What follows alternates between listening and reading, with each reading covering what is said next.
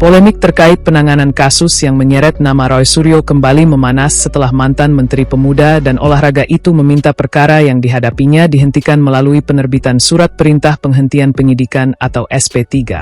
Menanggapi omongan Roy Suryo itu, Sekjen Peradi Bersatu, Ade Darmawan, mengaku merasa geli mendengar usulan penghentian perkara tanpa melalui mekanisme restoratif justice.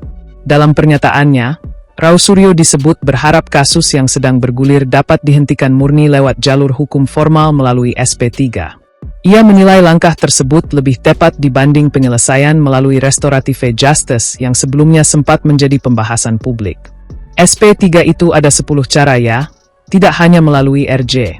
RJ itu hanya satu cara di antara 10 cara, lainnya adalah demi hukum. Lah ini perkara sudah lewat lama kenapa enggak dihentikan?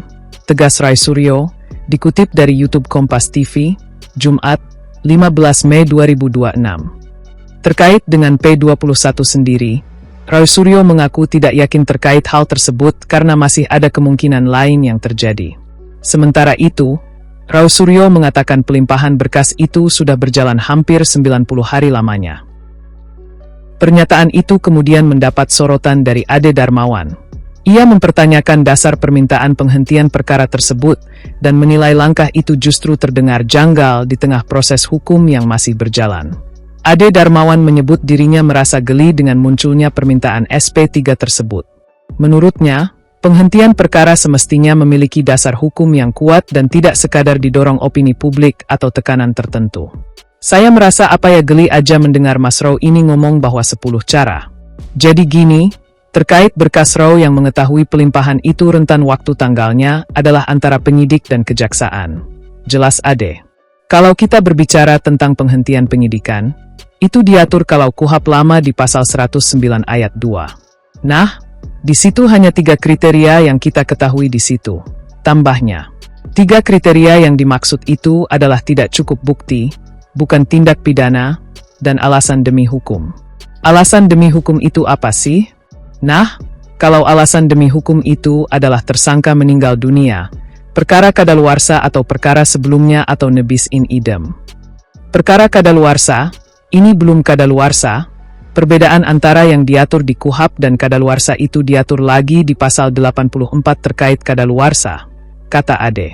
Menurut Ade, Roy Suryo hanya setengah-setengah memahami terkait aturan ini.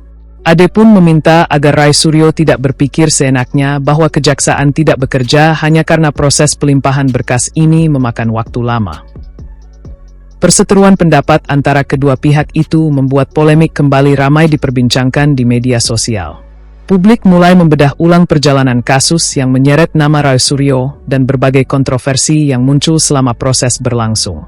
Di sisi lain, kubu Roy Suryo tetap menegaskan bahwa permintaan penghentian perkara merupakan hak hukum yang dapat diajukan selama proses penyidikan berlangsung. Mereka menilai terdapat sejumlah aspek yang layak dipertimbangkan penyidik untuk menghentikan kasus tersebut.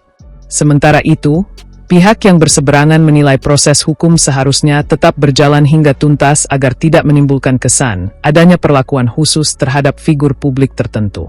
Polemik semakin berkembang karena sebelumnya sempat muncul wacana penyelesaian melalui restoratif justice. Namun Roy Suryo disebut tidak menginginkan jalur tersebut dan lebih memilih penyelesaian lewat penghentian penyidikan resmi.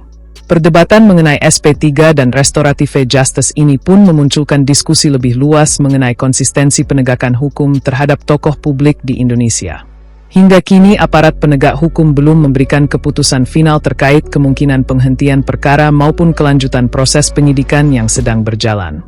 Kasus tersebut diperkirakan masih akan menjadi perhatian publik dalam beberapa waktu ke depan, terutama karena melibatkan figur yang selama ini cukup dikenal luas di ruang publik dan media sosial.